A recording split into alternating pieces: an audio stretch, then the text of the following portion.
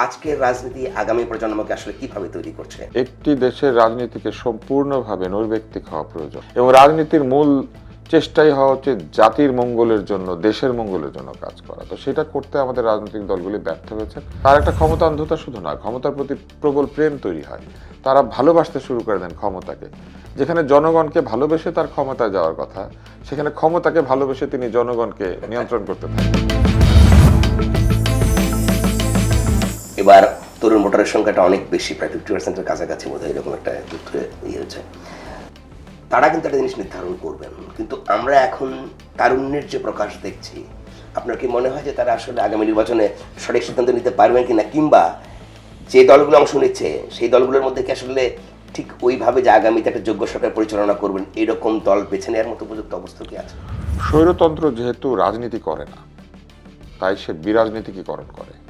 কারণ রাজনীতি থাকলে স্বৈরতন্ত্রের পতন হয়। এই অন্তর্বর্তী সরকারেরও যে আচরণ, সেই আচরণের মধ্যে এই বিষয়টি রয়েছে যে আমরা আপনাদেরকে অনেক ভালো কিছু দিয়ে যাচ্ছি, আমরা যা চিন্তা করছি এটাই ভালো। না, আপনি তো দেশের জনপ্রিয় উপস্থাপক ছিলেন। আমি রাস্তা দিয়ে যাওয়ার সময় বহু মানুষ আমার সঙ্গে ছবি তুলেছেন। আমি সিঙ্গাপুরে বেড়াতে গিয়েছি, প্রয়াত প্রেসিডেন্ট এরশাদ ডাক দিয়ে আমার সাথে ছবি তুলেছেন।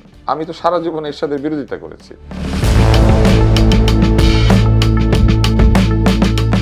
আচ্ছা, তাইলে কি এই যে ধরেন আগামীতে একটা নির্বাচন হতে যাচ্ছে, আমরা মানে 5ই আগস্টে এরকম একটা প্রবল গণ অভ্যুত্থান দেখলাম, তারপরে পরিস্থিতিগুলো তো আমরা দেখছি, এবং এই মুহূর্তে এই যেটা বললাম যে ধর্মান্ধতা এবং ভূমণ্ডকতার এক ধরনের বিস্তারও দেখছি আমরা। ঠিক এরপরে আর একটা নির্বাচন হচ্ছে, সেই নির্বাচনে আসলে আমরা এখনও তো, যদিও এখন মোটামুটি আছে যে নির্বাচন কমিশন প্রস্তুত ঘোষণা দেবে, ওই নির্বাচনের মধ্য দিয়ে কি আসলে কোনো ইতিবাচক পরিবর্তনের লক্ষণ আপনি টের পাচ্ছেন? আমাদের সামনে যে নির্বাচন 2026-এ, এই নির্বাচনটি আসলে একটি ভিন্ন ধরনের নির্বাচন। কেন? কারণ এর আগে গণ আন্দোলন হয়েছে, কিন্তু বাংলাদেশ থেকে কোনো দল বিতাড়িত হয় নাই, অথবা তাদেরকে নির্বাচনে এইভাবে অনুপযুক্ত ঘোষণা করে কোনো নির্বাচন হয় নাই। ফলে এই নির্বাচনটি একটু ভিন্ন। দ্বিতীয়ত, এই নির্বাচন হতে যাচ্ছে এমন একটা পরিবেশে, যে পরিবেশে আমরা আরও অনেক ধরনের চ্যালেঞ্জ মোকাবেলা করছি। আমাদের উন্নয়নের যে গতিধারা এক ধরনের তৈরি হয়েছিল, সেটা আন্তর্জাতিক পরিস্থিতি এবং অর্থনৈতিক অব্যবস্থাপনার কারণে একটা দুর্বল জায়গায় গিয়ে আমরা দাঁড়িয়েছি। আমাদের ঘাড়ের উপরে যে ঋণের বোঝা, সেই ঋণের বোঝা এত বেশি যে এই ঋণ যখন আমরা পরিশোধ করতে শুরু করব আগামী কয়েক বছরে, এটির পরিমাণ এত বেশি হবে যে এটি আমাদের জন্য ঋণের চাপ তৈরি করবে, ঋণ পরিশোধের চাপ। এর পাশাপাশি দুর্নীতি কমার কথা ছিল, সেটা কমে নাই, বরং বেড়েছে, এবং আইনশৃঙ্খলা পরিস্থিতির চরম অবনতি হয়েছে। এই ধরনের পরিস্থিতিতে বিনিয়োগ শূন্যে নেমে আসে, কেননা নিরাপত্তা না থাকলে, আইনের বিচার না থাকলে, দুর্নীতি থাকলে ব্যবসায়ীরা, যারা সৎ ব্যবসায়ী, তারা বিনিয়োগ করতে চান না। তো এরকম একটি পরিস্থিতিতে একটা নির্বাচন হচ্ছে, যে নির্বাচনের পরে সরকারকে একাধিক চ্যালেঞ্জ মোকাবেলা করতে হবে। তাই এই নির্বাচনে জনগণের ভোট যদি ভুল জায়গাতে যায়, তাহলে জনগণ অত্যন্ত, আমি বলবো যে খারাপভাবে একটা প্রতিকূল পরিস্থিতির মধ্যে দিয়ে যাবে। সেজন্য ভোটারদের এই নির্বাচনের দায়িত্বশীলভাবে ভোট দিতে হবে। এর পাশাপাশি যারাই ক্ষমতায় আসেন বা দেশ পরিচালনা করেন, তাদেরকে পুরনো রাজনীতির বৃত্ত থেকে বের হতে হবে। মেধাবী লোকদেরকে জায়গা মতো বসাতে হবে, যাতে করে মেধা ব্যবহার করে এই প্রতিকূলতাকে জয় করা যায়। নিজের লোক দিয়ে এটা হবে না। আপনি মনে করেন খেয়া পার হবেন, আপনি সব নিজের লোক তুললেন, কিন্তু কেউই বৈঠা চালাতে জানে না, তাহলে কিন্তু সবাইকে নিয়ে ডুবতে হবে। দেখেন, এই নির্বাচনে কিন্তু তরুণদের একটা বড় প্রভাব আছে, বিশেষ করে এবার তরুণ ভোটারের সংখ্যাটা অনেক বেশি, প্রায় 50%-এর কাছাকাছি বোধ হয়, এরকম একটা তথ্য হয়েছে। তারা কিন্তু একটা জিনিস নির্ধারণ করবেন, কিন্তু আমরা এখন তারুণ্যের যে প্রকাশ দেখছি, আপনার কি মনে হয় যে তারা আসলে আগামী নির্বাচনে সঠিক সিদ্ধান্ত নিতে পারবেন কিনা, কিংবা যে দলগুলো অংশ নিচ্ছে সেই দলগুলোর মধ্যে কি আসলে ঠিক ওইভাবে যে আগামীতে একটা যোগ্য সরকার পরিচালনা করবেন এরকম দল বেছে নেওয়ার মতো উপযুক্ত অবস্থা কি আছে? স্বৈরতন্ত্র যেহেতু রাজনীতি করে না, তাই সে বিরাজনীতিকীকরণ করে। কারণ রাজনীতি থাকলে স্বৈরতন্ত্রের পতন হয়। সেই জন্য যে কোনো স্বৈরতান্ত্রিক রাজনীতিকে দূরে ঠেলতে থাকে। আগের সরকারও যতই স্বৈরতান্ত্রিক হয়েছে, তারা রাজনীতির ক্ষতি করেছে। এটা করার ফলে নতুন যে প্রজন্ম, যাদের জন্ম হয়েছে এই ধরেন 2005 সালের পরে, তারা কিন্তু সাবালক হয়ে দেখেছে যে শুধু একজনই দেশ শাসন করেন, এক ব্যক্তি। তারা জন্ম থেকে দেখেছে এক ব্যক্তির শাসন যখন বুদ্ধি হয়েছে। তো যাদের বয়স এখন 20 থেকে 30-এর মধ্যে, এদের বুদ্ধিবৃত্তিক চর্চা শুরুই হয়েছে স্বৈরতন্ত্রের ভিতরে। রাজনীতি কি এটা তারা দেখে নাই, রাজনৈতিক দল কিভাবে আচরণ করে সেটাও তারা দেখে নাই, তাদের রাজনৈতিক শিক্ষাও ঠিক মতো হয় নাই, যে কারণে তারা যখন ভোট দেবে সঠিক রাজনৈতিক সিদ্ধান্ত নেওয়ার ক্ষেত্রে তারা ভুল করার সম্ভাবনা রাখে এবং তাদের ভুল হওয়ার সম্ভাবনা আছে। তো সেই কারণে আমার কাছে মনে হয় যে এই জায়গাতেও এই অন্তর্বর্তী সরকার চেষ্টা করতে পারতেন এটা কেমন বাংলাদেশ, গণতান্ত্রিক বাংলাদেশ হওয়া উচিত, বিশ্বের সাথে তাল মিলিয়ে একটি গণতান্ত্রিক রাষ্ট্র হিসেবে আমরা যদি নিজেদেরকে নির্মিত করতে চাই, আমরা যদি সেই কাজটি করতে চাই, তাহলে আমরা কি ধরনের বাংলাদেশের স্বপ্ন দেখি এই কথাটি এখনো পর্যন্ত সঠিকভাবে এক জায়গায় গুছিয়ে কেউ বলেন না। এই বাংলাদেশে কি নারীর অধিকার রাজনৈতিক দলগুলি নিয়ন্ত্রণ করবে, নাকি একটি স্ট্যান্ডার্ড অধিকার নারীরা পাবেন? এই বাংলাদেশে শিশুর অধিকার, দরিদ্রের অধিকার, মুসলিমের অধিকার, সেটাকে একটা স্ট্যান্ডার্ড সেট করা হবে, নাকি এটা কেউ দিয়ে দিচ্ছে এরকম ভাব করবে? যেমন এই অন্তর্বর্তী সরকারেরও যে আচরণ, সেই আচরণের মধ্যে এই বিষয়টি রয়েছে যে আমরা আপনাদেরকে অনেক ভালো কিছু দিয়ে যাচ্ছি, আমরা যা চিন্তা করছি এটাই ভালো, কিন্তু তারা জনগণকে তাদের এই কাজের সঙ্গে সম্পৃক্ত করতে পারেন নাই, কারণ জনগণের সঙ্গে তাদের এই সম্পর্ক স্থাপিত হয় নাই।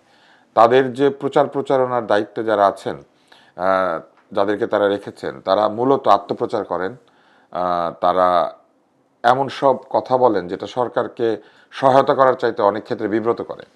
তাদের কার্যক্রম অনেক বেশি ব্যক্তি রাজনৈতিক বিশ্বাসের উপরে নির্ভরশীল, কিন্তু যখন আপনি এই ধরনের একটা অন্তর্বর্তী সরকার তৈরি করবেন তখন ব্যক্তির বিশ্বাসের পরিচালিত না হয়ে তখন একটি আদর্শিক লক্ষ্য নিয়ে কাজ করতে হয়, যে আমরা এই বিষয়টিকে অর্জন করতে চাই এবং সেই বিষয়টিকে অর্জন করার জন্য আমরা এইভাবে গণযোগাযোগ করব। আপনি লক্ষ্য করবেন যে এখানে বিভিন্ন ব্যক্তি তাদের ব্যক্তিগত ঘৃণা প্রকাশ করেন, তাদের ব্যক্তিগত মতামত প্রকাশ করেন, কোনো ব্যক্তির প্রতি তাদের ব্যক্তিগত অপছন্দকে তারা প্রকাশ করেন।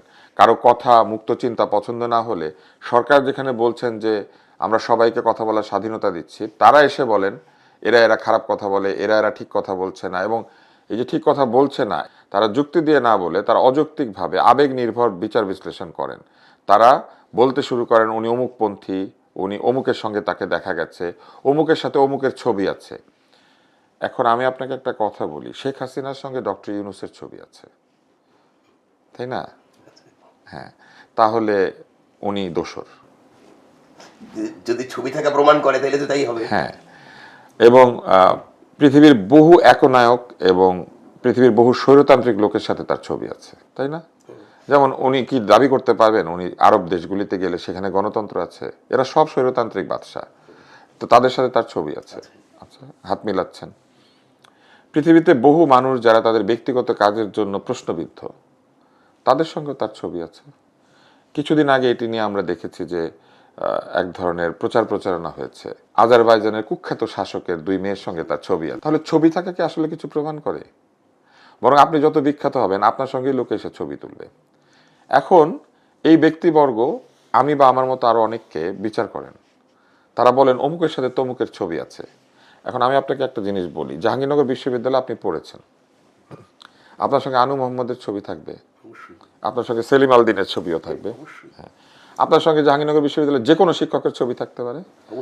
হ্যাঁ, এখন আমি কি সেইটা দিয়ে বিচার বিবেচনা করতে পারি যে ওই শিক্ষকের রাজনৈতিক বিশ্বাস ওই রকম, সেই কারণে আপনি তার সাথে ছবি তুলেছেন বলে আপনিও সেই রকম? ওঠে না। এখন আমার ব্যক্তিগত প্রসঙ্গ বলি, আমি মেডিকেল কলেজে পড়াশোনা করেছি, আমার মেডিকেল কলেজের সিনিয়র কোনো ভাই, বোন, আত্মীয় স্বজন মন্ত্রী হয়েছেন, সেজন্য উনি আমার সিনিয়র নাই। উনি আমি মেডিকেল কলেজে অ্যালামনি হলে আমি তার পাশে দাঁড়াতে পারবো না, তাহলে তো আমি কারো পাশে দাঁড়াতে পারবো না। কিন্তু এখানে উল্টোটাও আছে, আমি যে ছবি তুলেছি এটাকে ছবির মধ্যে লেখা আছে, উনিও তো ডাক দিতে পারেন আমাকে যে আয় আমার সাথে ছবি তোল, বলতে পারেন না? আচ্ছা, একইভাবে আমি টেলিভিশনে কাজ করেছি, ফলে টেলিভিশনে কাজ করার কারণে আমার অনুষ্ঠানে কোন মানুষ আসেন নাই অথবা কোন মানুষের কাছে আমি যাই নাই, আমি তো গিয়েছি, তাই না? তাহলে কি সেটার জন্য আমি ট্যাগড হতে পারি? আসলে কিন্তু পারি না। আপনি তো দেশের জনপ্রিয় উপস্থাপক ছিলেন। আমি রাস্তা দিয়ে যাওয়ার সময় বহু মানুষ আমার সঙ্গে ছবি তুলেছেন। আমি সিঙ্গাপুরে বেড়াতে গিয়েছি, প্রয়াত প্রেসিডেন্ট এরশাদ ডাক দিয়ে আমার সাথে ছবি তুলেছেন। আমি তো সারা জীবন এরশাদের বিরোধিতা করেছি, কিন্তু উনি যখন ডাক দিয়ে আমার সাথে ছবি তুলছেন, এটা তো একটা জেস্টার, এটা তো একটা ভদ্রচিত আচরণ। সেই আচরণে কি আমি তার সঙ্গে অভদ্র ব্যবহার করব? উনি তো আমার সঙ্গে ব্যক্তিগত কোনো অভদ্রতা করেন নাই। আমি তার নীতির বিরোধিতা করতে পারি, তার কাজের বিরোধিতা করতে পারি, আমি তো ব্যক্তি মানুষটিকে শারীরিক কিংবা মানসিক আক্রমণ করতে পারি না। আমরা সকলে মিলে আমাদের কোনো ছোট ভাইয়ের ছবি তুলেছে, ছবির অনুষ্ঠানের উদ্বোধন, ছবির প্রদর্শনী হবে, সেইখানে গিয়েছি। সেখানে সবাই মিলে ছবি তুলেছি আমরা, আরো বহু লোক আছেন, কিন্তু শুধু আমার ছবিটা ট্যাগ করে বলা হচ্ছে দেখেন তার পাশে কে দাঁড়িয়ে আছে। যার অনুষ্ঠান তার নামও কেউ বলছে না, আরো যারা দাঁড়িয়ে আছেন তাদের কথাও কেউ বলছে না, আমাকেই বলছে। কেন? কারণ আমার কণ্ঠস্বর কোনো কারণে উচ্চ, আমি উচ্চকিত কণ্ঠস্বরে কথা বলে আমি আমার মতামত প্রকাশ করি। তার মানে ব্যক্তি আমার প্রতি এই যে শত্রুতা, এর কারণ হচ্ছে আমার মতামত প্রকাশ। তাহলে মুখে যদিও বলছেন আমরা মতামত প্রকাশে বাধা দেই না, কেউ মতামত প্রকাশ করলে তাকে তারা ব্যক্তি আক্রমণ করেন। এইটা হচ্ছে এক ধরনের কুটোচাল, এবং এই কুটোচালগুলি এই অন্তর্বর্তী সরকারের মধ্যে বহু লোক করেছেন। অনুষ্ঠানে দাঁড়িয়ে আমাকে একজন বলেছেন, অন্তর্বর্তী সরকারের চাকরি করেন এমন একজন, চুক্তিভিত্তিতে নিয়োগ পেয়েছেন, আমি সফট আওয়ামী লীগার, এটা বলেছেন। হ্যাঁ, উনি নিজে বিবেচনা করেছেন কে সফট, কে মিডিয়াম, কে হার্ড। এই বিবেচনা করার, এই বিচার করার দায়িত্ব তাকে কে দিয়েছে? কে সফট, কে হার্ড, এটা উনি বিচার করবেন। এখন আপনি আমাকে বলেন, এই লোকগুলিকে তারা গুরু দায়িত্ব দিয়ে রেখেছেন, এই লোকগুলি আবার তাদের জনপ্রিয়তা বাড়াবে, যাদের নিজেদের জনপ্রিয়তা প্রতিনিয়ত কমছে। এরা নিজেদের সহকর্মীকে নিবর্তনের জন্য চেষ্টা করেন, যাদের সঙ্গে তারা আগে কাজ করেছেন। রাজনৈতিক বিশ্বাসের পার্থক্যের কারণে যদি আগে নির্যাতন করা অন্যায় হয়ে থাকে, তাহলে ওই একই বিশ্বাসের পার্থক্যের কারণে এখনো নির্যাতন করা অন্যায়। নির্যাতন জিনিসটা একটা অন্যায়, কিন্তু এই সকল সরকার কিংবা সকল ক্ষমতাবানেরা তাদের নিজেদের নির্যাতনকে হালাল করা বা লেজিটিমাইজ করার চেষ্টা করেন। তারা বলেন আমরা যে নির্যাতন করছি এটা জনগণের ভালোর জন্য, আর আমাদের উপর নির্যাতন হলে সেটা জনগণের প্রতি অন্যায়। তারা নিজেদের ব্যক্তি স্বার্থ দিয়ে সবার স্বার্থকে বিবেচনা করে। ইন্টারেস্টিং জিনিস দেখেন যে আমরা আগে কিন্তু মানবাধিকার লঙ্ঘন নিয়ে অনেক কথা বলেছি। এখন এবার যেটা হলো, অন্তর্বর্তী সরকার আসার পরে মানবাধিকার, বাংলাদেশের যেটা জাতীয় মানবাধিকার কমিশন ছিল, সেই কমিশনটা তারা ভেঙে দিলেন এবং কমিশন পুনর্গঠন করলেন না। ফলে একটা ঠুটো জগন্নাথ হলো তো মানবাধিকার কমিশন ছিল, সেটা কিন্তু এখন নাই। এবং আপনার বিভিন্ন ইন্টারন্যাশনাল যে মানবাধিকার কমিশনের রিপোর্টগুলো আসছে, সেগুলো কিন্তু এখন আসলে আগের মতো করে কি আসছে, কি তথ্য আসছে, সেগুলো কিন্তু আমরা আগের মতো করে জানতে পারছি না। একটা কেমন যেন একটা কেমন ফ্লেক্স, কোথায় যেন একটা অবসকিউরিটি আছে, যার মধ্যে আমরা কেটে দিতে। আপনি যখন সাধারণ জনগণ মবে আক্রান্ত হওয়ার পর বলবেন মব হচ্ছে প্রেসার গ্রুপ, তাহলে আপনি একেবারে বেসিক মানবাধিকার লঙ্ঘন করেছেন। এটি আমাদের সাংবিধানিক অধিকার যে রাষ্ট্র আমাদের জনগণকে তার ব্যক্তিগত নিরাপত্তা দিবে, এবং আমাদের প্রতিষ্ঠানগুলি, পুলিশ এবং অন্যান্য বাহিনীগুলি যেগুলি সিভিল বাহিনী, আর্মি না, তারা আমাদের ব্যক্তিগত নিরাপত্তাকে নিশ্চিত করবে। যেমন আনসার, গ্রাম পুলিশ, এরা যারা ছিলেন, বা অন্য যারা আছেন কমিউনিটি পুলিশ, এরা আমাদেরকে নিরাপত্তা দিতে বাধ্য। কিন্তু সরকার এই নিরাপত্তা দেওয়ার নির্দেশ না দিয়ে বলে দিলেন কি সরকারের বিভিন্ন লোক, যে এটা প্রেসার গ্রুপ, এটা মানুষের প্রতিবাদ, এটা মানুষের ক্ষোভের বহিঃপ্রকাশ। ক্ষোভ কি বেআইনিভাবে প্রকাশ করা যাবে? তাহলে নিজেদের গায়ে ডিম পড়লে তারা কেন বলছেন এটা বেয়াদবি, এটা অন্যায়, এটা খারাপ, এটা অন্যায় আচরণ? এই সংস্কৃতি আমরা দেখলাম বাংলাদেশে প্রথমবারের মতো কোর্টগুলোতে হলো। কোর্টের মধ্যে ডিম ছুড়লে অসুবিধা নাই, এটা আগের সরকারের সময় কিছু কিছু হয়েছে। আগের সরকারের সময় কিন্তু এই ধরনের মানবাধিকার লঙ্ঘিত হয়েছে। কিন্তু আগের সরকারের সময় যেটা খারাপ, ওই একই খারাপ কাজটা এই সরকারের সময় কি ভালো হতে পারে? আগের সরকারের সময় কিছুটা দুই একটা জায়গায় দেখা যেত, এই সরকারের সময় কিন্তু কোর্টে ডিম মারাটা দুই একটা হোক, বেশি হোক, কম হোক, কিচ্ছু আসে যায় না। যেটা আগে খারাপ সেটা পরেও তো খারাপ। অবশ্যই খারাপ। খারাপের ডেফিনেশন কি সরকার পরিবর্তনের সঙ্গে সঙ্গে বদলায়? আমি যদি কাউকে আটকে রাখি, তাহলে সেই ঘরটা আগে আয়না ঘর হলে এখনো কি আয়না ঘর না? আমি যদি কাউকে ওয়ারেন্ট ছাড়া ধরে নিয়ে যাই, তাহলে সেইটা যদি মানবাধিকারের লঙ্ঘন হয়, এটা কি এখনো মানবাধিকারের লঙ্ঘন না? এই জায়গাতে আমরা ভেবেছিলাম যে একটা স্ট্যান্ডার্ড বাংলাদেশ কেমন হবে, তরুণদের কাছে সেই চেহারাটা এরা 1 বছর 2 বছর বা যত বছরই থাকেন, এটা তারা দেখাতে পারবেন। আমাদের সাধারণ তরুণেরা যারা রাজনীতি দেখে নাই, সুশাসন দেখে নাই, তারা দেখে বুঝবে যে এইটাকে সুশাসন বলে। আমি চাইলেই নিজের হাতে আইন তুলে নিতে পারি না। আমি জেনজি এই কথা বলে আমি চাইলেই একজন শিক্ষকের গলায় আমি জুতা ঝুলিয়ে দিতে পারি না। আমাকে আইনের মধ্যে দিয়ে যেতে হবে। এই আইনের মধ্যে দিয়ে যাওয়ার যে প্রবণতা সেটা তৈরি না করে তারা আইনকে উপেক্ষা করা প্রশ্রয় দিলেন। এবং এইটার কারণে আমাদের এই তরুণ প্রজন্ম বিভ্রান্ত হয়ে আরো বেশি পরিমাণে বিরাজনীতিকরণের শিকার হয়েছে। তারা তাদের মনোজগতে রাজনীতি কি সেটা সম্পূর্ণ ভুলে গিয়ে রাজনীতিকে সংখ্যাগরিষ্ঠের শাসন বলে শুধু মনে করছে, এবং মনে করছে আমি যদি 200 লোক নিয়ে কারো উপরে ঝাঁপিয়ে পড়তে পারি আমি ঠিক, কিন্তু 200 লোক অন্যায় করলেও সেটা অন্যায়। এবং এইটাই হচ্ছে গণতন্ত্রের প্যারাডক্স। যা কিছু গণতান্ত্রিক তা কিছুই ভালো, ব্যাপারটা তা নয়। যখন কোনো দেশে ভালো মানুষের গণতন্ত্র স্থাপিত হয় তখন সেই গণতন্ত্র ভালো। যেটা সক্রেটিস বলেছিলেন যে একদল মেষ সবচেয়ে বড় মেষটাকে তাদের নেতা নির্বাচন করে, তাই বলে মেষের বুদ্ধি বেড়ে যায় না, বরং সবচেয়ে বড় মেষটা শিং দিয়ে বেশি ঢুসাঢুসি করে। আপনার এই গভর্নমেন্টের সময় একটা জিনিস খেয়াল করেছেন যে তারা একটা জুলাই সনদ দিয়ে মোটামুটি আগামী দিনে একটা রূপরেখা দেওয়ার কথা তারা বললেন, জাতীয় ঐক্যমত্য কমিশন করলেন, কিন্তু আমরা আসলে এমন একটা ভাবে সনদ দেখলাম যে ওই সনদটা পড়ে আসলে কি বলতে চেয়েছেন এটাই বোঝা মুশকিল। ফলে এবং ওইটা আসলে নেক্সটে কীভাবে কোন সরকার বাস্তবায়ন করবেন, বাস্তবায়ন হলে আমরা কিছু বলবো তাও বুঝতে পারলাম না। ফলে আসলে কিন্তু এই গভর্নমেন্টের কাছেও আমরা যেটা চেয়েছিলাম, যেটা আপনি বললেন যে একটা সুসংগঠিত সুশৃঙ্খল একটি রূপরেখা দেবেন বা একটি ভিশনারি একটা ফ্রেমওয়ার্ক দেবেন, যেটাতে আমরা কিছু আগামী দিনে ডুজ এন্ড ডোন্টস দেওয়া উচিত ছিল তরুণদেরকে, যে তুমি এটা পারবে বিপ্লবের অজুহাতে, আর এটা পারবে না। তুমি প্রতিবাদ করতে পারবে, তুমি তোমার যা কিছু বলার সেটা বলতে পারবে, কিন্তু তুমি কোনো ব্যক্তিকে আক্রমণ করে জোরপূর্বক তাকে নির্যাতন করে তুমি তোমার কোনো দাবি আদায় করতে পারবে না। তুমি যদি কারো শাস্তি দাবি করো সেটা সরকারের কাছে, বিচার ব্যবস্থার কাছে দাবি করতে হবে, তুমি নিজে বিচার হাতে তুলে নিতে পারো না। আমাদের সাধারণ ফিল্মের পরিচালকরা পর্যন্ত যে বুদ্ধি রাখতেন, ফিল্মের জোকার দিলদার যে বুদ্ধি রাখতেন, সেই বুদ্ধিটা পর্যন্ত আমরা দেখলাম না। কেন জানেন? ফিল্মের শেষ দৃশ্যে দেখা যেত দিলদার পুলিশ নিয়ে উপস্থিত হয় এবং পুলিশ এসে বলে আইন নিজের হাতে তুলে নেবেন না। তো এইটুকু বুদ্ধিও তাদের হইল না। হ্যাঁ, কিন্তু দিলদার সবসময় আসতো, কিন্তু এমনকি তরবারি যুদ্ধের পরও সে এসে হাজির হইতো এবং একটা ঝাঁপ দিয়ে পড়তো, একটা লাফ দিয়ে পড়তো, হি হি করে হাসতো, কিন্তু বলতো কি আইন নিজের হাতে তুলে নেবেন না। এইটুকু কথা তারা বলতে পারলো না। তারা বললো আইন নিজের হাতে তুলে নেওয়া হচ্ছে প্রতিবাদের ভাষা। তো এই যে জায়গাটা তারা করতে পারলো না, এই না পারার কারণে আপনি যে ভবিষ্যতের রাজনীতির কথা বলছিলেন, এই ভবিষ্যতের রাজনীতিকে আরো বেশি ক্ষতিগ্রস্ত করা হলো এবং এক ধরনের ডিপলিটিসাইজেশন, রাজনীতিকে ডিফিকাল্ট করে দেওয়া শুরু হলো।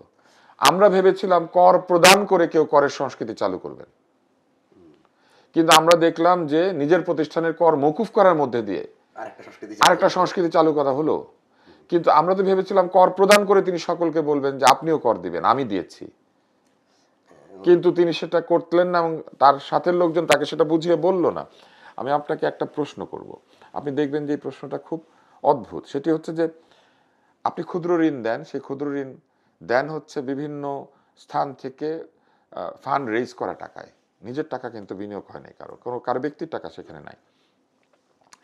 এই টাকাটা মানুষ ঋণ নেয় এবং আরো বেশি সুদ সহ পরিশোধ করে। তার মানে এই ক্ষুদ্র ঋণের যে লাভ সেটা মানুষের পকেট থেকে আসছে, বিনিয়োগও মানুষের, লাভটাও মানুষের পকেট থেকে আসছে, মানুষ কাজ করে লাভটা দিচ্ছে। সেই লাভের উপরে কর দিলে সেই করটা কার কাছে যাবে? মানুষের কাছেই যাবে। তাহলে ক্ষুদ্র ঋণ প্রতিষ্ঠানের কর কেন মাফ হবে? আমি কাজ করেছি, আমি মুরগি পেলে আমি আমার ঋণ পরিশোধ করেছি, সেখানে আমি সুদ দিয়েছি, সেই টাকাটা আমাকে আবার ঋণ দেওয়া হবে কেন? সেই টাকাটা কর দিক, তাহলে তো উন্নয়ন কাজে সেই টাকাটা ব্যবহৃত হবে, কিন্তু সেই টাকাতেও কর দিতে আপত্তি কেন? এটা তো কোনো ব্যক্তির বিনিয়োগ না। জনগণের টাকায় জনগণের কাছে ফেরত কর হিসেবে দিতে আপত্তি কেন? তার মানে কি কর দিলে কর ঠিক মতো ব্যবহৃত হয় না? এই সরকারে যিনি আছেন তিনি থাকা অবস্থায় করের টাকা ঠিক মতো ব্যবহৃত হবে না? এটা তো তা নিশ্চিত করা উচিত ছিল যে আমার আমলে এসে। এখন এইটা একটা প্যারাডক্সিক্যাল সিচুয়েশন, তাই না? এটা একটা পরস্পর বিরোধী ঘটনা। আমি নিজেই আছি দায়িত্বে, আমি কর দিচ্ছি না, এই কারণে দিচ্ছি না কি কর ঠিক মতো ব্যবহৃত হবে না? তার মানে আমি কি করের টাকা ঠিক মতো ব্যবহার করতে পারছি না? খুবই গুরুত্বপূর্ণ একটা প্রশ্ন আপনি তুলেছেন এবং আসলে ধরেন এই প্রশ্নটা, এই ধরনের যে প্রশ্নগুলো আসছে এখন, এই প্রশ্ন তোলার লোকজনের সংখ্যা খুবই কম। না, প্রশ্ন তোলার লোকজনের সংখ্যা কমে গিয়েছে কেন? অতীতের নির্যাতনের কারণে। কিন্তু সেই নির্যাতনের মধ্যে থেকেও আপনি খুঁজে দেখেন, আমি এবং আমার অনেক বন্ধুরা প্রতিবাদ করেছি। অনেকেই বলেছেন এখনো ট্যাগিং করেন, সেই ট্যাগিং এর মধ্যে আমাদেরকে কেন থাকতে হচ্ছে? আমরা প্রতিবাদ করেছি, কিন্তু আমরা মুক্তিযুদ্ধের পক্ষে কথা বলেছি। এই ট্যাগার যারা, তারা মুক্তিযুদ্ধকে দুর্নীতির সঙ্গে সমার্থক করছেন। মুক্তিযুদ্ধ তো দুর্নীতির বিরুদ্ধে ছিল। এই যে আজকের বৈষম্য বিরোধী আন্দোলন, এই বৈষম্য বিরোধী যুদ্ধই তো ছিল মুক্তিযুদ্ধ। আমাদের সাথে পাকিস্তানের বৈষম্য, আমরা সেইটা দূর করার জন্য যুদ্ধ করেছি। আমাদের সঙ্গে কিসের বৈষম্য ছিল না? ভাষার বৈষম্য, অর্থের বৈষম্য, চাকরির বৈষম্য, আইনের বৈষম্য, সব ধরনের বৈষম্য তারা চালু করেছিল। ক্ষমতার বৈষম্য। একটা দেশের সংখ্যাগরিষ্ঠ হওয়া সত্ত্বেও আমরা একটা নির্বাচিত প্রধানমন্ত্রী পাই নাই পাকিস্তান আমলে। প্রধানমন্ত্রী হয়েছে, ওই যে ঠিক করে দেওয়া প্রধানমন্ত্রী দিয়ে বলা হয়েছে উনি বাঙালি, উনি প্রধানমন্ত্রী হয়েছে। পদবি কিন্তু গভর্নর নিয়োগ করা হয়েছে আসলে। হ্যাঁ, প্রধানমন্ত্রী হয়েছে, কিন্তু সেটা নিয়োগ করা প্রধানমন্ত্রী। ফলে বগুড়ার মোহাম্মদ আলী, সে তো চাকরি পাওয়া প্রধানমন্ত্রী, জনগণের ভোটের না, তাই না? নুরুল আমিন, সে তো চাকরি পাওয়া প্রধানমন্ত্রী, তাই না? নির্বাচন তো হয় নাই। হ্যাঁ, মালেক গভর্নর, সে তো চাকরি পাওয়া গভর্নর। কিন্তু নির্বাচন হওয়ার পরে আমরা আমাদের লোককে ভোট দিলে আমাদের লোককে ক্ষমতা বসাতে পারি না, এই জন্য তো যুদ্ধ হয়েছে। সবচেয়ে বড় কথা, তাইলে 24-এর আন্দোলন কেন হলো? সবচেয়ে বড় কথা হচ্ছে আমাদের 1971 সালের মুক্তিযুদ্ধ হচ্ছে আমাদের ভিত্তি পরিচয়, ওই পরিচয়ের বাইরে যাওয়ার সুযোগ নেই। আপনি যৌক্তিকভাবে চিন্তা করেন, তাহলে 24-এর আন্দোলনের সঙ্গে মুক্তিযুদ্ধের কোনো তফাৎ আছে? নাই। কিন্তু তারা কি করলো? তারা বলার চেষ্টা করতে শুরু করলো মুক্তিযুদ্ধের পক্ষ নেওয়া মানে স্বৈরাচারের পক্ষ নেওয়া। স্বৈরাচারিত্ব একটি আচরণ, আর মুক্তিযুদ্ধ একটি অর্জন। মুক্তিযুদ্ধে সকলে অংশ নিয়েছে, বাংলাদেশের সকলে তো স্বৈরাচারী হয় নাই। তাহলে আপনি কি মুক্তিযুদ্ধকে স্বৈরাচারের প্রপার্টি বানিয়ে দিতে পারেন? পারেন না। কিন্তু এরা সেটাকে স্বৈরাচারের প্রপার্টি বানিয়ে দিচ্ছে। এখানে যেহেতু আমরা দেখছি যে কোনো না কোনো ভাবে 5ই আগস্টের পরে 71-এর যার পরাজিত শক্তি ছিল, যে মুক্তিযোদ্ধার সংজ্ঞার মধ্যে যে দলটির নাম এখনো আছে, যে যার বিরুদ্ধে আমরা যুদ্ধকে জয়লাভ করেছি, সেই দলটার একটা প্রভাবের কারণে এটা হচ্ছে। এখন এই তরুণ সমাজ এই পার্থক্যটা বুঝতে পারছে না। এর কারণ হচ্ছে তারা প্রকৃত গণতান্ত্রিক শাসন, প্রকৃত গণতান্ত্রিক আচরণ, প্রকৃত গণতান্ত্রিক বাংলাদেশ, প্রকৃত অধিকার অর্জনের যে সুবিধা, সেটা তারা দেখে নাই। তারা দেখে নাই যে একটি দরিদ্র জাতি অনেক সুখী হতে পারে যদি সে তার অধিকারগুলিকে পায়। একজন দরিদ্র হতে পারে, কিন্তু তার কথা বলার অধিকার কেড়ে নিলে সে আরো বেশি দুঃখে থাকে। বাদশাহ আকবরের একটা সুন্দর কথা আছে।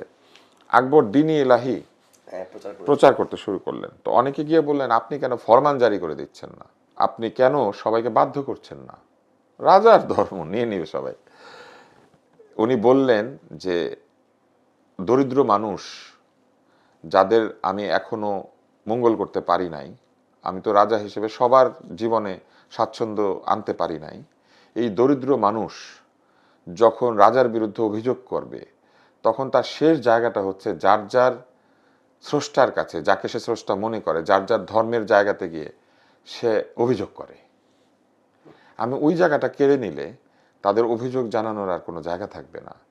বাদশাহ আকবরকেও চিন্তা করে দেখেন যে ওই প্রবল প্রতাপশালী আকবর দ্য গ্রেট মানুষের কথা বলার এবং অভিযোগ করার অধিকারের জায়গাটিকে বিপন্ন করেন নাই। আকবর কেন গ্রেট? আকবর কি ভারতের সকলকে দারিদ্র্যমুক্ত করে দিয়েছিলেন?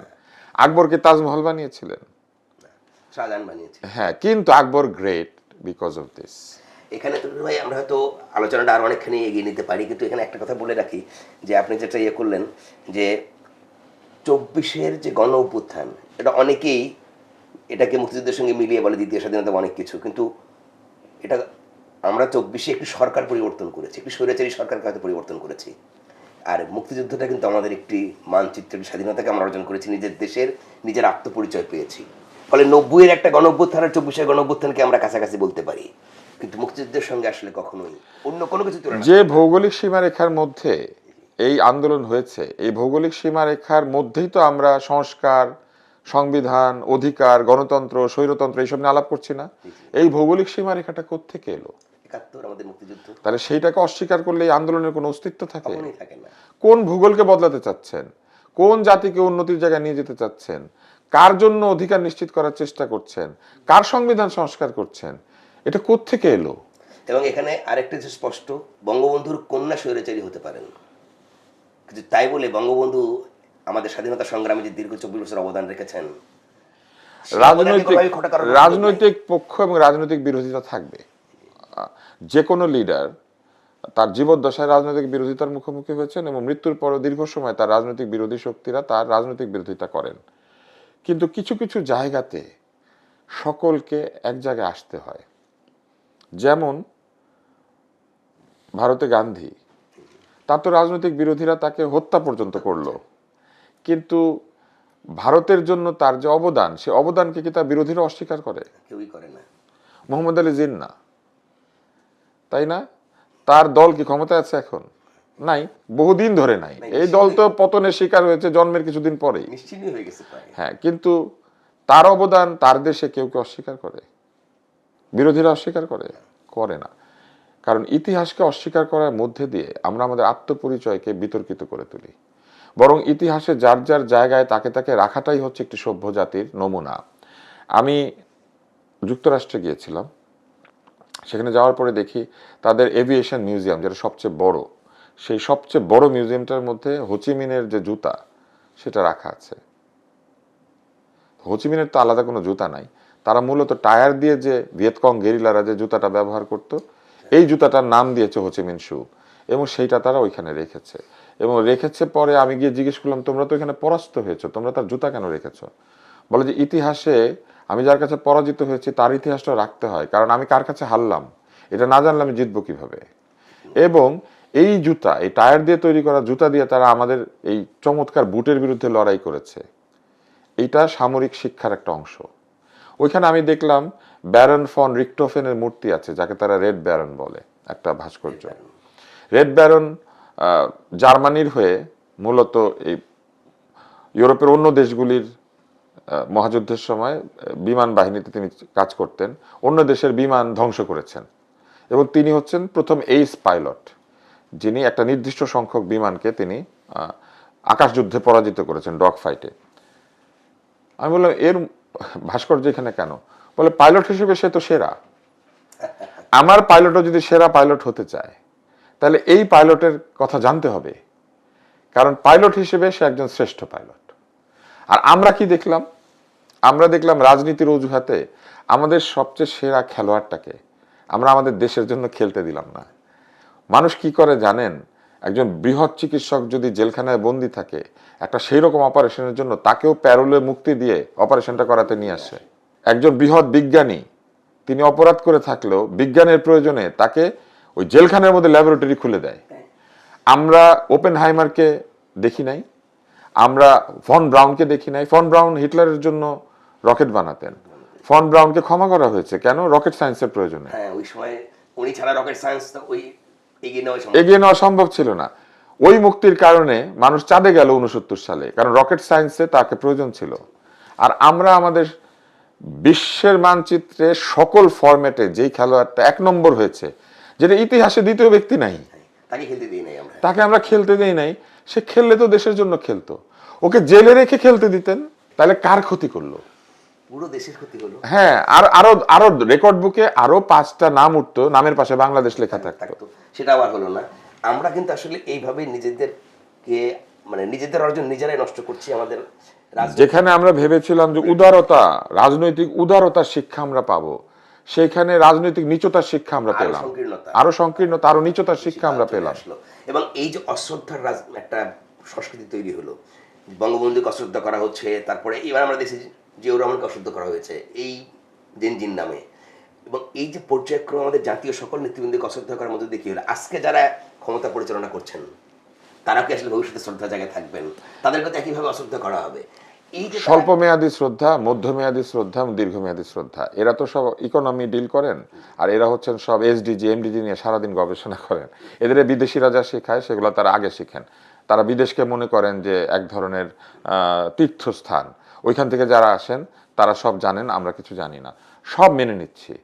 কিন্তু তাদের ভাষাতেই বলি, স্বল্প মেয়াদী শ্রদ্ধা দেয় হচ্ছে তোষামতকারীরা। এরা যতদিন বেঁচে থাকবে আর আপনি যতদিন বেঁচে থাকবেন, এরা বেঁচে থাকা পর্যন্ত আপনি তেল পাবেন, অথবা আপনি বেঁচে থাকা পর্যন্ত এরা তেল দিতে আসবে। মধ্যমেয়াদী শ্রদ্ধা রাজনৈতিক দল টিকিয়ে রাখে, নিজের কিছু দলবল রেখে গিয়েছেন, এরা বেঁচে থাকা পর্যন্ত আপনাকে সকাল বিকাল মনে করবে তাদের নিজেদের স্বার্থে। কিন্তু দীর্ঘমেয়াদী শ্রদ্ধা নির্ধারণ করে ইতিহাস, এবং সেই ইতিহাসের শ্রদ্ধার জায়গাতে বাংলাদেশের কোনো নেতা এখনো পর্যন্ত পৌঁছান নাই সময়ের কারণে। কারণ আমাদের স্বাধীনতা যুদ্ধের পরে 50 বছর মাত্র অতিক্রান্ত হয়েছে, আমরা 100 বছরের দিকে এগিয়ে যাচ্ছি। বাংলাদেশ 1000 বছর কিংবা এই পৃথিবীর লয় পর্যন্ত টিকে থাকবে, আমরা তো সেটাই আশা করি। তো এরকম একটা চিরজীবী দেশের নাগরিক হিসেবে এই দেশের ইতিহাস কিন্তু এই 50 বছরে নির্ধারিত হয় নাই। এই দেশের ইতিহাস নির্ধারিত হবে এখন থেকে 100, 200, 300 বছর পরে। এবং যদি আমাদের কথা তাদের কথা, আমাদের কাজ তাদের কাজ, আমাদের মন্তব্য তাদের মন্তব্য, আমাদের বিশ্বাস তাদের বিশ্বাস সব পাশাপাশি রাখা হয়, এই 300 বছর 400 বছর পরে মানুষ যখন বিবেচনা করবে তখন নির্ধারিত হবে আসলে ইতিহাসে শ্রদ্ধার আসনে কে থাকবে। সেই শ্রদ্ধার আসনে বসার জন্য নিজের জীবনে অনেক কিছু ত্যাগ করে ফেলতে হয় বা অনেক কিছু করতে হয় যেটা প্রয়োজনীয়। নিজের কর নিজে মাফ করলে এটা সম্ভব না। তুষার ভাই, আমরা যদি এই আলোচনা চালিয়ে নিই আর অনেকক্ষণ চালাতে পারি। আপনার সঙ্গে কথা বলে খুবই ভালো লাগছিল, কারণ সাধারণত আমরা আজকের এই কথাগুলো হয়তো আজকে এখানে আমরা শেষ করছি, কিন্তু ভবিষ্যতে যারা আগামীতে আসবেন, জাতির নেতৃত্ব দেবেন, যারা শীর্ষ পর্যায়ে থাকবেন, তাদের জন্য আসলে গুরুত্বপূর্ণ। কারণ আমাদের সংকটটা আসলে এখনই যাচ্ছে না। আমরা দেখলাম যে আমরা একটা সংকট পরিবর্তনের জন্য চেষ্টা করেছিলাম, কিন্তু সেটা পরিবর্তিত না হয়ে আরও নতুন সংকটের তৈরি হয়েছে। যেখানে উদারতার দরকার ছিল সেখানে সংকটতা তৈরি হয়েছে। ফলে এইরকম একটা অস্থির পরিস্থিতির মধ্যে দিয়ে একটা নির্বাচন হয়তো আমাদের খুব বেশি বদলে দেবে না, কিন্তু নির্বাচিত হয়ে যারা আসবেন তাদের কাছে আপনার কথাগুলো যেটা আপনি বললেন সেটা অবশ্যই থেকে যাবে। আমার মনে হয় যে একটু আজকের আলোচনাটা একটু ভিন্ন, কারণ আমরা এমনগুলো বিষয় এনেছি যে বিষয়গুলো আজকে এবং ভবিষ্যতের জন্য খুবই দরকারি হবে। দর্শক, আজকে এই পর্যন্তই। দেখা হবে নতুন কোনো পর্বে নতুন কোনো অতিথির সঙ্গে। সে পর্যন্ত ভালো থাকুন, সুস্থ থাকুন, আর ভিজিট করুন viewsbangladesh.com।